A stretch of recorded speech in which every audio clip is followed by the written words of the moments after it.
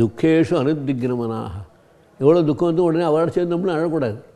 ஓ துக்கமாக சார் தான் பாவம், ரொம்ப சிரமப்படுறாரு பாவம், நம்மளும் சொல்லிட்டு அப்படியே உட்காந்துமே தவிர இவரும் சேர்ந்து உட்காந்து அவனோட அழுத்துட்டானா அப்புறம் ஞானியே இல்லாமல் ஓ அப்படி ஆகிடுதா பாவம் சரியாக போகணும் அப்படிங்கிறதோடு இருக்கணுமே தவிர சுகேஷு விகிதஸ்புருகா பணம் நிறையா வந்துட்டு இல்லை அதிர்ஷ்டம் அடிச்சது ஏதோ கொண்டாட்டி வந்தால் சுகம் கிடச்சி எல்லாம் கிடச்சின்னா ஆஹா சந்தோஷமாக இருக்கணும், ஆஹா அப்படியா அதோடு இருக்கணும். அதுதான் எப்படி இருக்கும் சுகம், இந்த சுகத்தை நம்ம அனுபவிச்சு பார்க்கலாமே, இந்த மாதிரி எண்ணங்கள்லாம் வந்து கொடுத்தனா அவ்வளோதான் இவன் மாட்டிப்பான். அதனால் சுகத்தில் ஆசைப்படாமல் தூரம் விலகி இருக்கணும், துக்கத்தில் துக்கத்தை கூட அதில் ஈடுபடாமல் தூரக்கேது துக்கத்தை பார்க்குற மாதிரி இருக்கணும். வீத்தராக பயக்ரோதா, ராகம் குரோதம் கோபம் எல்லாத்தையும் விட்டுட்டு அப்படியே சமுத்திர மத்தியில் ஜனம் எப்படி இருக்குமோ ஆடாத அசங்காத, கரையில் பார்த்தா வந்து அடித்து போயிட்டே இருக்கும், பெரிய பெரிய அலையெல்லாம் வந்து போயிட்டே இருக்கும். ஆனால் சமுத்திர மத்தியில் போனால் ஒன்றும் இருக்காது, அது பாடு நிலையாக இருக்கும். அதுபோல் நம்முடைய மனசமுத்திரமான எப்படி இருக்கணும்னா ஆடாத அசங்காத சஞ்சலம் இல்லாத ஒரே நிலையிலேருந்து ஆத்மனிஷ்டையிலே இருக்கிறதுக்கோ அதுதான். மனசு அப்படி நின்றுடுத்துன்னா ஒரு பாட்டு வேலை விட செஞ்சாலும் பிரயோஜனப்படாது. உன் கண்ணால் பார்த்துட்டே இருக்கும் எத்தனையோ உடைய, அதனால் ஒன்றும் உபயோகப்படாது. காதால் கேட்டுகிட்டே இருக்கும், அதனால் பிரயோஜனம் இல்லை. ஆனால் மனசோட போயிட்டோம் அவ்வளோதான், அது சிரமப்படும். பந்தத்தை எல்லாம் கொடுக்கக்கூடியது தான். மனையேவ மனுஷியானாம் காரணம் பந்த மோட்சையோ. பந்தமாக இருக்கட்டும் மோட்சமாக இருக்கட்டும் ரெண்டுக்கும் எது காரணம், மனசு தான் காரணம். மனசு நல்ல வழியில் வந்தால் அது மோட்சம், மனசு தீய வழியில் போனால் அது பந்தம்.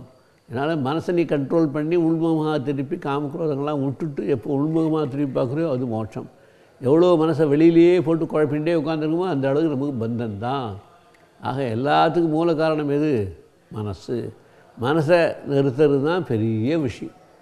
எவ்வளோ இந்த காலத்தில் மனசை நிறுத்துறதுக்கு எவ்வளோ தியான முறைகள் சொல்லித்தரான், யோக முறைகள் சொல்லித்தரான். என்ன பண்ணாலும் மனசு நிற்க மாட்டேங்கிற அவளுக்கு. எவ்வளோ குரூப்பு தயாராகிடுது இப்போல்லாம். என்ன தயாரானா கூட மனசை நிறுத்த முடியாது. நிறுத்தினாக்க தன்னைத்தானாவே ஆத்மனிஷ்டைக்கு வரதுக்கு வாய்ப்பு இருக்கும். அதனால் கண்ணை மூடு கண்ணை தரையெல்லாம் தரையை சொல்லினாக்கா பரவாயில்ல, மனசை நிறுத்துன்னு சொல்கிறது தான் ரொம்ப விஷயம். அதுக்கு முதல்ல என்ன பண்ணணும் சாதனைகளுக்கு, முதல்ல கண்ணை மூடி அப்படியே ஒரே ஐடலை பார்த்துட்டே இருக்கணும். ஒரே ஐடலை பார்க்கணும், கண்ணை மூடிக்கணும், ஒரே ஐடலை பார்க்கணும், கண்ணை மூடிக்கணும். அப்படியே கண்ணை மூடி அந்த ஐடல் அப்படியே மனசுக்குள்ளே பதிஞ்சு அப்படியே வரணும். அப்படி பதிய என்ன ஆகும், அது கண்ணை திறந்தாலும் ஐடல் தான் உள்ளுக்குள்ளே இருக்கணும், கண்ணை மூடினாலும் ஐடல் தான் உள்ளுக்குள்ளே இருக்கணும். அந்த மாதிரி பழக்கம் பண்ணி தியானத்தை தயாராக்கணும். அது மாதிரி என்ன சப்தம் கேட்டாலும் எதுக்கும் காது இஷ்டத்துக்கு போயிடக்கூடாது. அதை அடக்கி உள்புறமாக உள்ள ஆத்மஸ்வரூப விஷயத்தையே சிந்தனை பண்ணுற அளவுக்கு காது போகணும். அதே போல் தான் வாய் இஷ்டத்துக்கு பேசிகிட்டே போகக்கூடாது. நல்ல விஷயம் தவிர வேறு எதுவும் பேசக்கூடாது. அந்நியாவாசோ விமுஞ்சதா அமிர்தசேஷ சேது. அதனால் வம்பு பேச்சு பேசுறது, இந்த வரட்டு பேசுறது, அர்த்தம் இல்லாமல் பேசுறதுலாம் அர்த்தமே இல்லை. பேசுகிறதே முதல்ல குறைச்சிட்டு மௌனம் இருந்தால் வாச்சோ விக்லாபனம் ஹி தத். வாய்க்கு வலி இருக்குமே தவிர பேசுறது மூலம் வேறு ஒன்றும் பிரயோகம் இல்லைன்னு விட்டான். அதனால் வாயால் எவ்வளோ பேசணும்னா மௌனமாக இருக்கிறது தான் ரொம்ப அவசியம். அதனால் எவ்வளோ தூரம் மௌனமாக இருக்குமோ, எவ்வளோ தூரம் காதுகளை கேட்காமல் அடக்கி வச்சுக்கிறோமோ, எவ்வளோ தூரம் கண்ணை மூடிக்கிண்டா கூட பகவானே ஹிருதயத்தில் வந்து தெரிவாரோ, இந்த மாதிரி ஒரு உறுப்புகளையும் அடக்கி நம்ம மனதுக்குள்ளே வச்சுக்கிட்டோமானால் கண்ணை மூடினாலும் பகவான் தான் இருப்பார், கண்ணை திறந்தாலும் பகவான் தான் தெரியும். வேறு எத்தனை உலகம் இருக்கும், எல்லாரையும் பார்ப்போம். அது எப்படி பஜாரில் போகிற மாதிரி பார்க்குற மாதிரி பார்ப்போமே தவிர அட்டாச்மெண்ட்டாக பார்க்க முடியாது, கூட்டத்தில் பார்க்குற மாதிரி பார்த்துட்டு. அந்த மாதிரி மனோநிலையை நம்மளாம் உண்டு பண்ணிக்கிறதுக்கு ரொம்ப அவசியங்கிறத பகவான் பகவத்கீதையில் ரொம்ப விசேஷமாக தெளிவாக இந்த மனோனிஷ்டத்தை பற்றி தான் ரொம்ப நிறையா சொல்கிறார். எஸ் சர்வத்திர அனபிஸ்நேகா தத்தத் பிராப்பிய சுபாசுபம் நாபிநந்தன் அத்வேஷ்டி தஸ்ய பிரஜா பிரதிஷ்டிதா. எந்த விஷயத்தை பார்த்தாலும் அதில் போய் ஆசை வைக்கக்கூடாது, அபிமானம் வைக்கக்கூடாது, அகங்காரம் வைக்கக்கூடாது. என்னது தான் எங்கேயோ பிறந்தவளை நம்ம கல்யாணம் பண்ணிக்கணும், என் பொண்டாட்டிக்கிறோம். நேற்று வரைக்கும் யாரும் தெரியாத விட இன்றைக்கி கல்யாணம் பண்ணுறது இந்தியில் என் பொண்டாட்டி என் குழந்தைகள் இருக்கிறோம். அந்த மாதிரி தான் எல்லாத்துலேயும் அபிமானம் வைக்கிறதுனால தான் இத்தனையும் வருது. அபிமானம் எவ்வளவு இல்லாமல் இருக்கோ அந்த அளவுக்கு நல்லது. அபிமானம் இருக்கிற வரைக்கும் சம்சாரம் தான். அபிமானத்தை விட்ட ஒருபாடு சம்சாரம் விற்க முடியாது. அந்த மாதிரி அபிமானம் மூலமாகத்தான் இந்த உலகமே இருக்குது. அபிமானம்தான் ஈகோ தான் அகங்காரம் தான் இத்தனைக்கும் காரணம். எஸ் சர்வத்திர அனபிஸ்நேகா தத்தத் பிராப்பிய சுபாசுபம் எந்த இடத்துல வந்து ஒரு அபிமானம் ஜாஸ்தி வச்சுட்டோமோ என்ன ஆகுங்க, அவள் சந்தோஷமாக தான் நாமளும் சந்தோஷப்படுறோம், அவள் அழுதான் நம்மளும் சேர்ந்து அழ ஆரம்பிச்சிடும். நம்ம உடம்பை தவிர தனியாக இருக்கிறா தான் அவள். நம்ம உடம்புக்குள்ளே வியாதி இருந்தால் நம்ம அழுதான் நியாயம். காரணம் என்ன, நமக்கு அபிமானம் அவள் மேலே. அதனால் அவளுக்கு சுகம் வந்தாலும் நாமே அழுகிறோம், துக்கம் வந்தாலும் நாமே அழுகிறோம், எது வந்தாலும் நமக்கு வந்த மாதிரி நினச்சிட்றோம். அதுதான் பெரிய விஷயம். நமக்குங்கிறது என்ன, இந்த உடம்புக்கு வந்தது தான் நம்ம கவனித்தா சரியாக இருக்கும். அதுவே சரியில்லை, உடம்புக்கு வர்றதுக்கும் ஆத்மாவுக்கும் சம்பந்தம் இல்லைன்னு சொல்கிறது வேதாந்தம். ஆனாலும் பரவாயில்ல, கொஞ்சம் கொஞ்சம் அபிமானம் இருந்தாலும் பரவாயில்ல.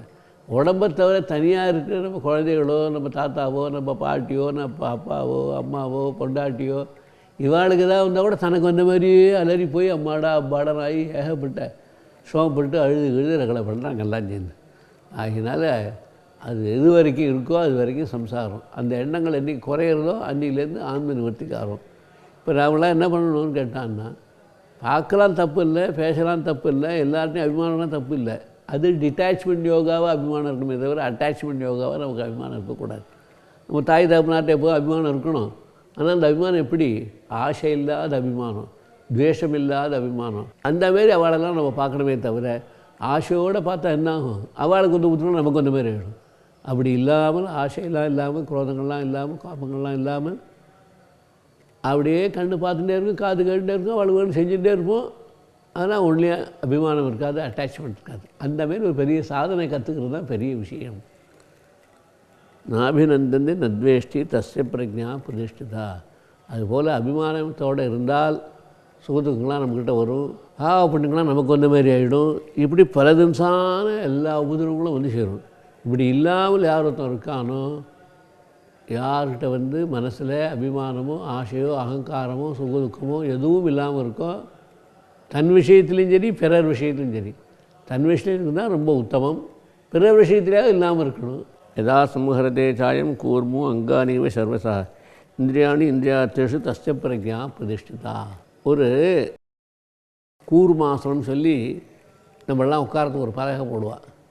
கூர்ம அவதாரம் ஒரு அவதாரமே வந்துச்சு, மத்ஸ்ய கூர்ம அப்படின்னு. அந்த ஆமை என்ன பண்ணுன்னா, தன்னுடைய உறுப்புகளெல்லாம் அப்படியே அடக்கிக்கும்.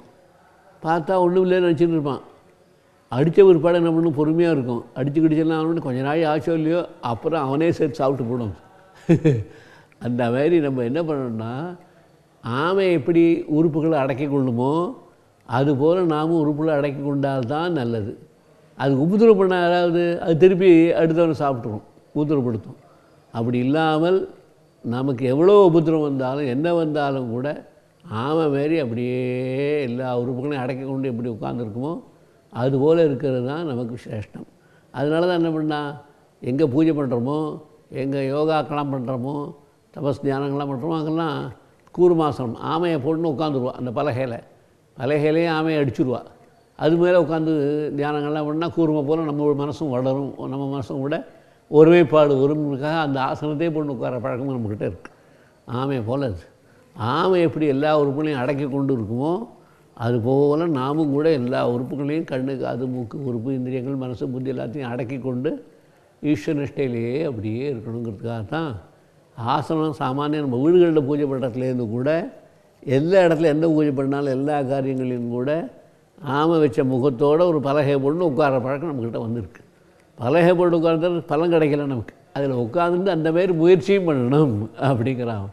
பலகை போட்டதுனால மாத்திரம் வந்துடாது, பலகை போட்டால் ஞாபகம் வரும், ஞாபகம் வந்தால் அதுமாரி எப்படி இருக்குதுன்னு தெரிஞ்சுக்கிட்டு அந்தமாரி உறுப்புகளை அடக்கி நாம் உட்காந்து தியானம் பண்ண ஆரம்பித்தால் தன்னைத்தானாகவே மனசு உறுப்புகள்லாம் அடங்கி போய்விடும். ஆமை அடங்குவது போல் நம்முடைய மனசையும் அடக்கிக் கொள்ளலாம் என்று சொல்கிறார். யதா சம்ஹரதே சாயம் கூர்மஹ அங்கானீவ சர்வசா இந்திரியாணி இந்திரியார்த்தேஷு தஸ்ய பிரஜா பிரதிஷ்டிதா. அதுபோல் கண்ணு பார்த்துட்டே இருக்கும், ஆனால் அதில் அபிமானமாக இருக்காது. ஆமை என்ன பண்ணணும், அத்தனையும் இருக்கும், அதுக்கு யார் வரா யார் போகிறா எல்லாத்தையும் கவனிக்க போகும், ஆனால் வேலை செய்யாது வெளியில். அப்படியே அந்தந்த இந்திரியங்கள்லாம் அடக்கி கொண்டு அப்படியே எல்லாத்தையும் பார்த்துட்டு இருக்கும், சாப்பிடும் தூங்கும் எல்லாம் பண்ணும். எல்லாம் ஆமை மாரி உசிருள்ள பிராணி அங்கங்கே அலையாத, இங்கெங்கே தெரியாத, அங்கங்கே இது பண்ணாமல் ஒரே இடத்துல உட்காந்து சாப்பிட்றது மாதிரி வேறு எதுவும் கிடையாது, அப்படி இருக்கும். அதுபோல் மனுஷன் கூட அங்கேயும் லோலும் அலையாமல் கிடைச்சதை கிடைச்சி சாப்பிட்டுக்கிண்டு, கிடைச்சதை பார்த்துக்கிண்டு, கிடைச்சது பண்ணி திருப்தியோடு இருந்துக்கிட்டு இருந்தாக்க இந்திரியங்கள்லாம் அடக்கி கொண்டு உறுப்புகள்லாம் அடக்கி கொண்டு ஆசைப்படாமல் அந்த சாப்பாடு வேணும், இந்த சாப்பாடு வேணும், அந்த வாசனை வேணும், இந்த நல்ல விஷயங்கள் கேட்கணும், இந்த கண்ணால் நிறையா பார்க்கணும்லாம் இல்லாமல் எது வருதோ அதை பார்த்துட்டு அட்டாச்மெண்ட் இல்லாமல் டிட்டாச்மெண்ட் யோகாவாக அப்படியே உட்காந்து யார் ஒருத்தன் இருக்கானோ அவன்தான் நிஜமான ஸ்தித பிரக்ஞான். அதனால் ஆமை எப்படி இருக்குங்கிறத முதல்ல ரிசர்ச் பண்ணணும். ஆமை எப்படிலாம் இருக்குது, எல்லா உறுப்புகளையும் அடைக்கொண்டு அப்படியே உட்காந்துருக்கு. செத்து பள்ளியோ செத்து போல உசுரோடு இருந்துகிட்டே அப்படியே உட்காந்து அந்த காற்றையை வாங்கி சாப்பிட்டுட்டு தண்ணியை வச்சு சாப்பிட்டுட்டு அங்கே என்னென்ன கிடைக்கிறதோ சாப்பிட்டுன்னு அப்படி இப்படியே இருக்குது. அதுபோல் இயற்கையாக நமக்கு கிடைக்கக்கூடிய பதார்த்தங்களை நாம் சாப்பிட்டுட்டு நம்ம உறுப்புகளையும் வளர்த்துக்கொண்டு அப்படியே இருக்கணுமே தவிர வெளியில் போய் அலைஞ்சு போய் நாமெல்லாம் அலைஞ்சு சாப்பிட்ற மாதிரி அது மாதிரி போகக்கூடாது. எது கிடைக்கிறதோ அதை வச்சு திருப்தியாக இருக்கக்கூடியது தான் ஆமையோட சுபாவம்.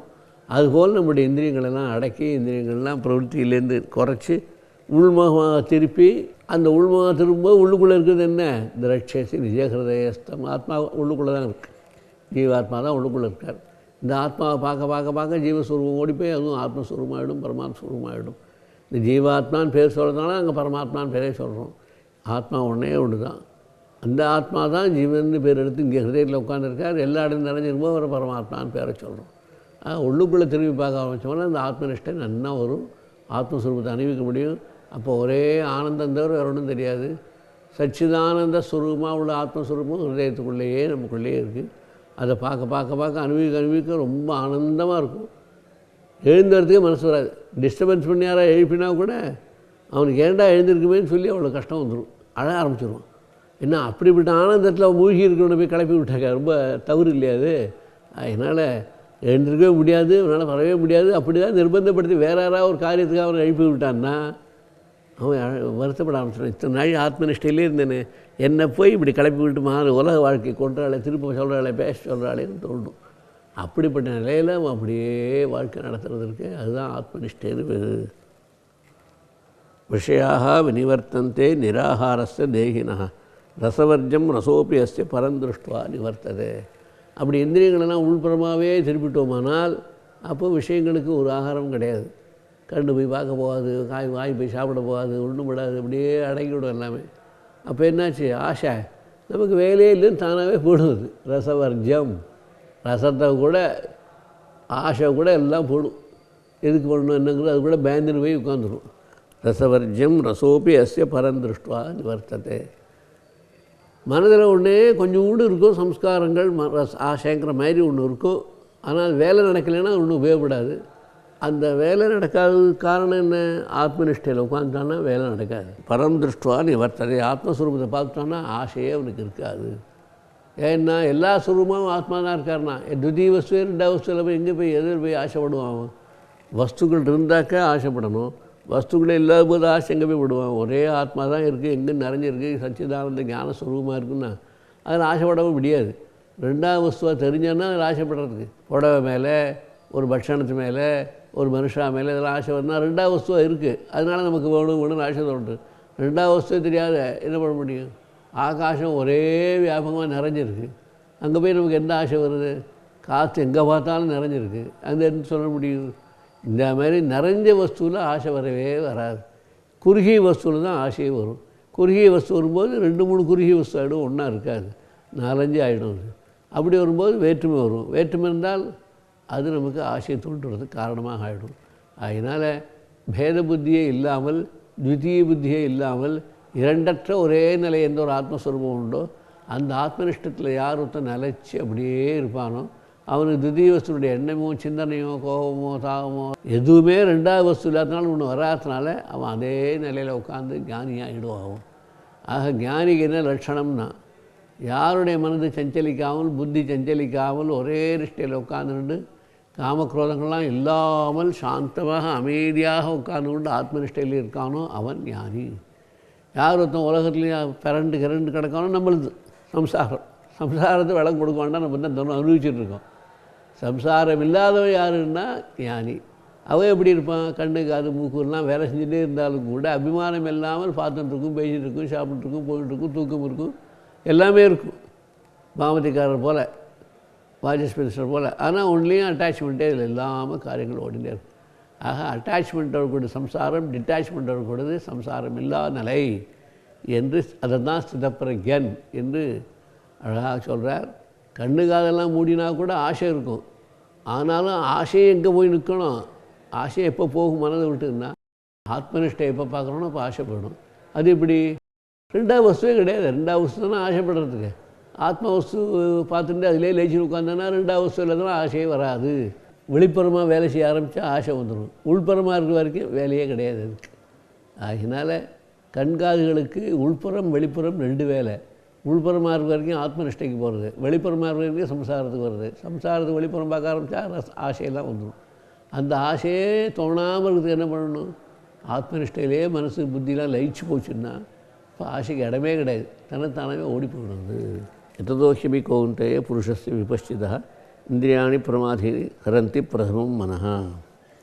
எவ்வளோ நம்ம முயற்சி செய்தாலும் உள்புறம் திருப்பணும்னு முயற்சி பண்ணணும், அது வெளிப்புறம் வரணும்னு வேகப்படும். அதனால் எது வரைக்கும் நம்மளுடைய மனசுகளெல்லாம் உறுப்புகளெல்லாம் அடக்கி வச்சுக்கிறோமோ அது வரைக்கும் நமக்கு நன்னா இருக்கும். எப்பொழுது முயற்சி செய்தாலும் கூட அப்போது திடீர்னு வெளியில் வந்துடுமோ. ஒரு பலூனு காற்று அடிக்க அடிக்க அது புஷ்ஷுன்னு வெளியில் வந்துடும் காற்று, கொஞ்சம் ஒரு செகண்ட் இடம் விட்டால் கூட. அந்த மாதிரி நம்மளுடைய உறுப்புகள்லாம் அடக்க அடக்க முயற்சி செய்வோம், அது வெளியில் வரதுக்கு ஆகான்னு ஆசைப்படும். ஏன்னா அதுக்கு 24 மணி நேரம் வெளியிலேருந்தே பழக்கம், உள்ளுக்குள்ளே இருந்து பழக்கம் கிடையாது அதுக்கு. இப்போ தான் நம்ம சாதனை ஆரம்பிக்கிறோம். சாதனை ஆரம்பிக்கும்போது உள்பக்கமாக திருப்பினாக்க அது என்ன உள்புறமாக ஒன்றும் தெரியல நமக்கு விஷயங்கள்லாம் பிடிக்கிறதுக்கு. அதனால் ஏன்னா அது அருவமாக இருக்குது ஆத்மா, அதை எப்படி பிடிக்க முடியும்? ஆகினால வெளியில் சரூபமாக இருக்குது, சாகாரமாக இருக்குது, அப்போ தான் இந்திரியங்களுக்கு வேலை இருக்கும், அதை பிடிக்கிறதுக்கெல்லாம் தெரியும். அதனால் நம்ம எவ்வளோ முயற்சி செய்தாலும் உள்புறமாக திருப்ப திருப்ப அது வெளிப்புறமாக எடுத்துன்னு போகும். எததோஷமி கௌந்தேய புருஷஸ்ய விபஷ்சிதா. எவ்வளோ நம்ம முயற்சி பண்ணாலும் அந்த புருஷனுக்கு என்ன ஆகுன்னா வெளியில் வரணும் வெளியில் வரணும் வெளியில் வரணும்னா ஆசை வரும். அந்த உறுப்புகளுக்கெல்லாம் அடக்க அடக்க வெளில வரும். அந்த மனசு புத்தி எல்லாம் சேர்ந்து இருந்து இந்திரியாணி பிரமாதீனி ஹரந்தி பிரசபம் மனஹா. இப்போ இந்திரியங்களாக என்ன போய் செய்யும்? மனசே நீ எனக்கு வா ஒத்துழைப்பு, எனக்கு ஒத்துழைக்கலைன்னா அப்புறம் ஒன்றை நாங்கள் விட்டுருவோம் அப்படின்னு சொல்லி மனசை போய் பயமுறுத்தி கெடுத்து மனசோட திருப்பி கொண்டு வந்துடுவான். எவ்வளோ தூரம் மனசு லயிச்சாலும் போகாது, இந்திரியங்களும் லயிச்சால்தான் மனசை லயிக்க முடியும். இந்திரியங்கள் லயிக்காமல் மனசு மாத்திரம் லயிச்சா பிரயோஜனம் இல்லை. அதனால் என்ன பண்ணும்? இந்திரியங்கள்லாம் ஒத்துழைச்சுன்னா மனசோடு சேர்ந்து ஒத்துழைச்சா நமக்கு நிலையான தியானத்தை கொடுக்கும். மனசு ஒத்துழைக்கிற மனசு பாட்டுக்கு எங்கேயோ உட்காந்துக்கு இந்திரியங்கள்லாம் மாத்திரம் எங்கேயோ வெளியில் சுற்றிட்டு இருந்தால் என்ன ஆகுது? சில பேர் சொன்னான் மனசை நான் அடைக்கிறேன் சார். இப்போல்லாம் எல்லா யோகா என்ன சொல்லித்தரான்னா மனசை அடக்கு மனசை அடக்கு தான். உறுப்புகளை அடக்குன்னு சொல்ல மாட்டேங்கிறான். உறுப்புகளை அடக்கி அது மூலம் மனசை அடக்கினால் தானாக நிற்கும். அது அதை சொல்லாம் மனசு அடக்குது, நீ மனசு தியானம் பண்ணிக்கோ, சஞ்சலம் பண்ணலாம் பார்த்துக்கோ, அதெல்லாம் நினச்சிக்கோ, இப்படி நினச்சிக்கோ, நான் எந்த நினைக்க முடியும்? அது தாத்காலிகமாக நிற்குமே தவிர திடீர்னு இந்த உறுப்புகள் மூலம் வெளியில் வந்துடும். ஆகினால உறுப்புகளை அடக்குவதன் மூலமாக மனசை அடக்கினால் நல்லது. வெறும் மனசை மாத்திரம் அடக்கினாக்க பிரயோஜனப்படாது. உறுப்புகள்லாம் சேர்ந்து மனசையே வெளியில் இழுத்து கொண்டு வந்துடும். இன்னும் பகவத்கீதை நமக்கு அழகாக உபதேசம் சொல்லுகிறது. அது வழிமுறைகள்லாம் சொல்கிறது. தானே சர்வாணி கர்ம சம்யுக்த யுக்த ஆசீன மத்பரா வசேகி இந்திராணி தஸ்ய பிரஜா பிரதிஷ்டிதா. யாருடைய உறுப்புகளெல்லாம் மனதோடு சேர்ந்து இயற்கையாக அடங்கியிருக்கோ அவன் பிரஜையை அடைஞ்சவன். யாருடைய உறுப்புகளெல்லாம் மனசு பாட்டுக்கு உட்காந்துருக்கு, நம்ம இந்திரியங்கள்லாம் அது பாட்டு சொந்த வேலையை செஞ்சுருக்கு போச்சுன்னா என்ன ஆகும்னா அது பந்தம். இந்திரியங்கள் தனியாக வேலை செஞ்சாலும் அது பந்தம். எங்கே மனசோடு சேர்ந்து உறுப்புகளும் சேர்ந்து அடங்கி போயிருக்கோ அது ஞானம். அதனால விஷயம் ரெண்டு. ஒரே விஷயத்தை இந்திரியங்கள்லாம் வெளியில் பார்த்து பார்த்து பார்த்து பழக்கம். அதுலேருந்து முள்ள முள்ள அடக்கி அடக்கி அடக்கி நிறுத்தி வச்சு அதை நிறுத்துகிற பிற்பாடு மனசு அடக்கினால் அப்போ நிற்கும். நீ பாட்டுக்கு பார்த்துட்டு சாப்பிட்டு தூக்கிட்டு வாழ்க்கையில் இருந்துட்டு நான் மனசை மாத்திரம் அடக்கினா போனால் என்ன ஆகும்? அது தனியாக இருக்காது மனசு. அது திடீர்னு ஒரு அடக்கி ஒடிச்சின்னு வெளியில் வந்துடும். ஆகினால உறுப்புகளையும் அடக்கி கொண்டு அதோடு கூட மனசு யார் அடக்கிறானோ அதுதான் நிஜமான அடக்கம். உறுப்புகளை அடக்காமல் மனசை மாத்திரம் அடக்கினா பிரயோஜனப்படாது என்கிறது பகவத்கீதை. ஆகினால கண், காது, மூக்கு, வாய், சாப்பாடு, தூக்கம் எல்லாத்தையும் உறுப்புகளில் என்னென்ன வேலை செய்கிறதோ அத்தனை உறுப்புகளையும் அடக்கி அடக்கி அடக்கி உள்புறமாக திருப்பி அதோடு கூட மனசை யார் ஒருத்தன் அடக்கிறானோ அப்போது நிலையான சுகத்தை அடையலாம். அது இல்லாத வரைக்கும் நிலையான சுகமே நமக்கு கிடைக்காது. தானி சர்வாணி சம்யம்ய யுக்த ஆசீத மத்பரஹா. அதனால் இந்திரியங்கள் மனது இத்தனோட சேர்த்து வச்சு என் பக்கத்தில் மனசு திருத்தினால் ஆத்மஸ்வரூபத்தில் மனசை வச்சானால் அவன் பிரஜா அதிக ஞானம் உள்ளவனாக ஆகிறான், நல்ல சமாதியில் அடைஞ்சவனாக ஆகிறான், சித்தப்பிரஜாக ஆகிறான். அது இல்லைன்னா சம்சாரம் தான், வாழ்க்கை தான், ஊதுறப்பட வேண்டியதான்.